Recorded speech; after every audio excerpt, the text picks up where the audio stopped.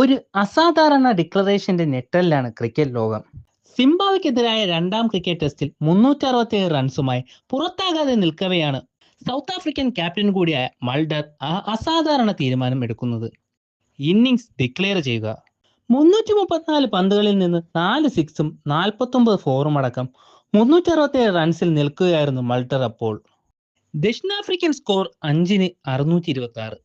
3 മുഴുവൻ ദിവസങ്ങൾ ശേഷിക്കെ വെസ്റ്റ് ഇന്ത്യൻസ് ഇതിഹാസം സാക്ഷാൽ ബ്രയൻ ലാറയുടെ 400 റൺസ് എന്ന ടെസ്റ്റ് റെക്കോർഡ് തകർക്കാൻ വെറും 34 റൺസ് മാത്രം അകലെയാണ് ഈ തീരുമാനം.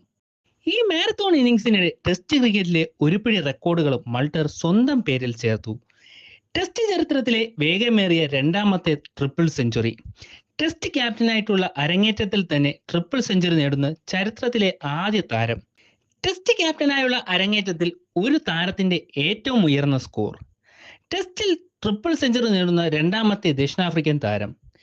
ടെസ്റ്റിൽ ഒരു ദക്ഷിണാഫ്രിക്കൻ താരത്തിന്റെ ഉയർന്ന സ്കോർ. ഒരു ദക്ഷിണാഫ്രിക്കൻ ക്യാപ്റ്റന്റെ ഉയർന്ന വ്യക്തിഗത ടെസ്റ്റ് സ്കോർ. ട്രിപ്പിൾ സെഞ്ചുറി നേടുന്ന ഏറ്റവും പ്രായം കുറഞ്ഞ ക്യാപ്റ്റൻ തുടങ്ങിയ റെക്കോർഡുകളെല്ലാം ഇതിനോടകം മൾട്ടർ സ്വന്തം പേരിലാക്കിയിരുന്നു.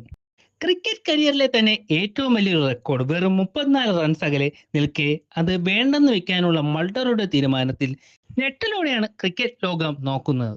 എന്നാൽ ലാറിയുടെ ബഹുമാനാർത്ഥമാണ് മൾട്ടർ ആ റെക്കോർഡ് തിരുത്താനായി ശ്രമിക്കാത്തതെന്നാണ് മൾട്ടറെ പിന്തുണയ്ക്കുന്നവരുടെ പക്ഷം. ടെസ്റ്റ് ചരിത്രത്തിലെ 5ാമത്തെ ഉയർന്ന സ്കോറാണ് മൾട്ടറുടെ 367 റൺസ്. ലാറെ കൂടാതെ ശ്രീലങ്കയുടെ മഹേല ജയവർദ്ധനെ, മാത്യു ഹെയ്ഡൻ എന്നിവരാണ് മൾട്ടർക്ക് മുന്നിലുള്ളത്. 2004 ഏപ്രിൽ 12-നായിരുന്നു ലാറ ഇംഗ്ലണ്ടിനെതിരെ 400 റൺസ് നേടിയത്.